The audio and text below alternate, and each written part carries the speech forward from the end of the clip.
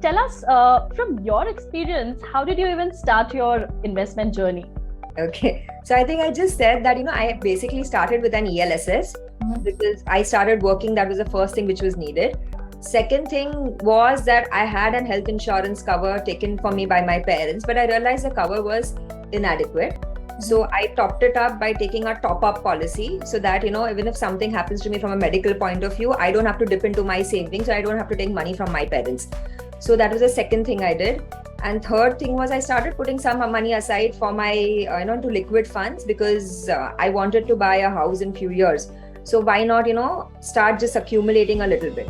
And I think most important, because you're young, you do all these things but just don't do it blindly. Start understanding and learning what you're doing. That's when you would also get more confidence to move ahead. And then slowly you can keep increasing your investments, try different products.